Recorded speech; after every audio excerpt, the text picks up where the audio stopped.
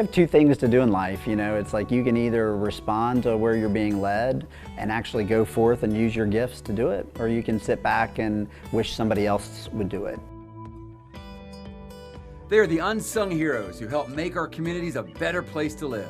Making an impact takes determination. This room is the result of an 18-year dream. Ambition. We're gonna have to start our own school. He thought I was crazy. And humility. I'm not a cook at all.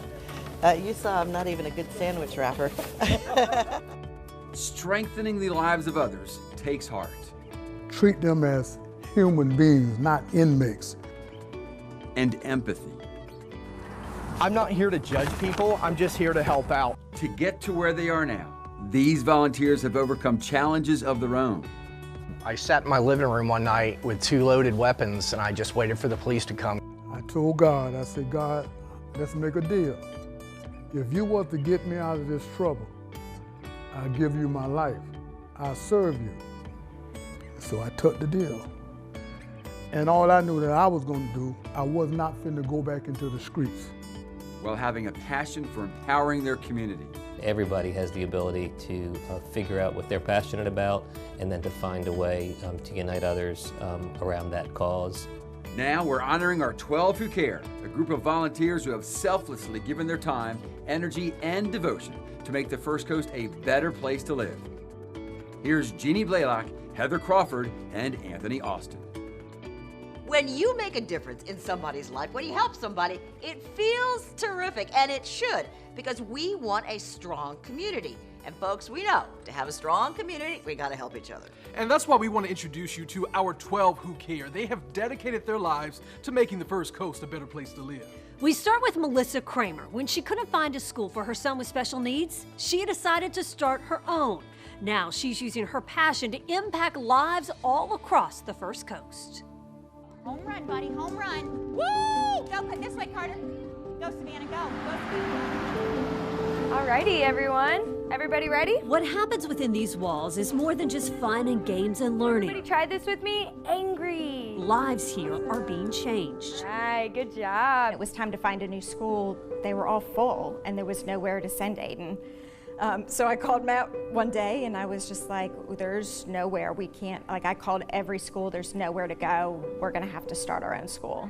He thought I was crazy. You do the hokey pokey and you turn yourself around. When Melissa KRAMER couldn't find a school for her son who has autism, but it's all about, she decided to start her own. And then we're gonna go this way. I've always learned over the years that when she has a passion about something and she feels God calling her to do something, like nothing's gonna get in her way. Repose, you've got it. That was last spring. Oh, perfect. 5 months later, she opened the doors to Growing Together Behavioral Center. And down. A school for children with autism and other developmental disabilities. You have two things to do in life, you know. It's like you can either respond to where you're being led and actually go forth and use your gifts to do it, or you can sit back and wish somebody else would do it. And we knew that nobody else was doing what we needed right now. And so we had to step forward and go on faith and trust and know that it was going to happen. Mama shark, doo doo doo doo doo doo. And that's what the couple did when in the span of 5 years, they adopted 4 children. 3 sons from China and their daughter from South Korea, who are now 11 to 13 years old. Our youngest, Aiden, has autism. Gabe is deaf, and we found out about a year ago that he's also going blind. Brooke is deaf in one ear. She's the easy kid. And then Tyler, our oldest, has a club foot and had ended up with double knee surgery and some other little things going on with him. Star. Yes, good job, yay. 2 of her sons now go to her school. Yeah, good job. And it's here that Aiden has learned how to communicate. So just in this short year, I mean, he's used a communication device to communicate that he's hungry or that he wants to go outside and play or he wants his iPad. D-A-D. Yes! Everything about them has changed. Even our oldest, Gabe, he's more nurturing, he's more loving. Ready? Here it comes. Kick. And it's not just her own children who are thriving here. To me, she's a blessing. I mean, truly, she's a blessing. She's so caring of not just her child, but all of the kids, they're her kids, just like her 4 are. So today, we're gonna be talking about emotions. For moms like Jennifer Feinzig, the minute she met Melissa, she knew she understood exactly what her son with autism needed. The impact she's had on your life and your son's life is astronomical. With her leap of faith in starting this school, Cameron was able to speak more in 2 weeks being with this program. He was pretty nonverbal, and now he can answer questions. He knows his name, he knows his birth date. All right, here we go. 10, 9, 8. Melissa says her school's philosophy is to create a loving and nurturing environment that continually pushes the kids to be the best they can. And now, she just hopes she can help touch the lives of even more families. We want to expand, actually. We're really excited about opening a second school. We're not sure when that'll happen. It's a funding issue. Nice, so good. And then also, our school ends at 15, like age 15. So we want to start a program for kids 15 to 22. So we've been applying for grants for that and just really seeing that as our next vision where we're going to step forward. Obviously, it's a labor of love, but you said you don't get paid. No, I don't get paid. I do not take a salary. We don't have the funding to take a salary, and it's much more important to me that my staff gets paid and paid well enough, as well as I can. Why does she run this school? For her, it's simple. Because I love the kids, I love the families, because we're able to change lives every single day. You got it, buddy. Yay! Go, Blake. When you think of faith, you think of strength, like the tree behind me. But faith is also based on forgiveness, love, and hope. And for the past 30 years, Minister Pete Griffin has walked through the doors of prisons, bringing hope.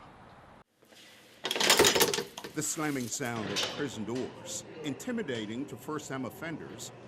But to repeat offenders, it is dull and hard to hear. EDWIN Pete Griffin was a repeat offender. I never did big time, kid.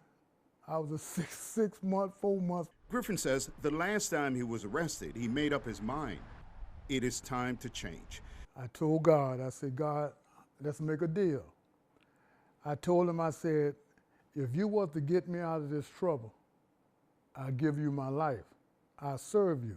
Griffin was in his late 20s and tired. He says he was facing 20 years behind bars. When prosecutors offered him a deal of 6 months, he had already done 3. So I took the deal.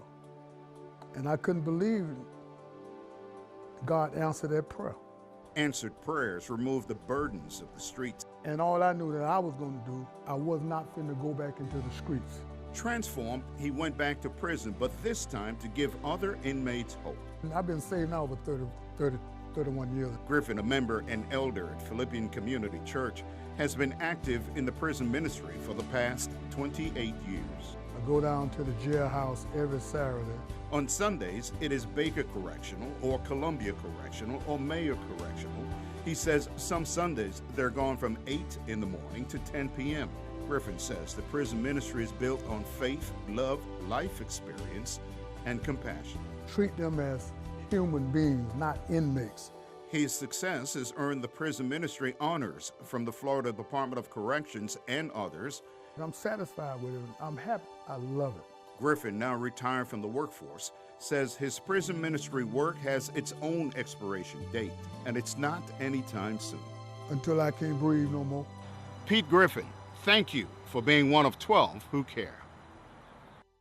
All right, sometimes it's a little bit tough, let's be honest, to get motivated, lace up your sneakers, go for that run, but there is a local attorney who is doing just that.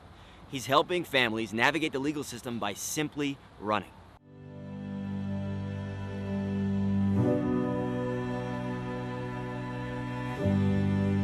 With that sort of energy, it's hard not to enjoy it. Mike Freed will be the first to tell you. He doesn't run at the fastest pace, but his strides are making big impacts. Everybody has the ability to figure out what they're passionate about and then to find a way to unite others around that cause. By simply running, Freed is doing just that. Well, not simply running a lot. 6 marathons in 6 days to be exact. And hang on a second, let me just make sure you heard me correctly. That's 6 marathons in 6 days. About 160 miles total. I have a lot of crazy ideas.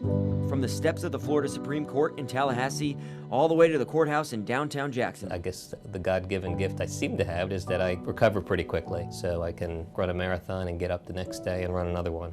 Now, 2 years ago, Mike had never even run a marathon. And what was a crazy idea then is now free to run.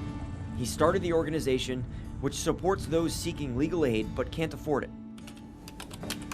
As a business litigator, Mike sees the legal system working, but in some ways, not working as well as it could. Generally has a number of legal problems that's keeping them from moving forward in their lives. It's keeping them from, being more productive and from supporting their families. Free to Run partners with Jacksonville Area Legal Aid and Baptist Health, funding a team of lawyers that helps families navigate medical challenges. Do they have a challenge in school that needs to be negotiated? Is there an insurance or a government benefits issue that, a lot of us would hire lawyers to help in that process? For those that can't simply hire a lawyer, Mike is simply running 6 marathons in 6 days.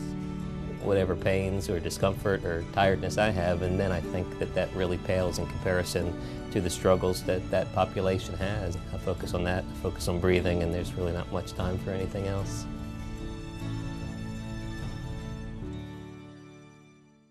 Going on year 3 now, Free to Run has raised over $400,000, and their goal by the end of 2023 to get over $2 million.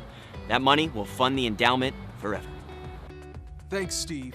Coming up, we're going to introduce you to Chris Connor, a man who works to make sure kids reach their full potential. Now I can help kids that look like me, that talk like me, that walk like me, that want to learn like me. That's when 12 Who Care returns.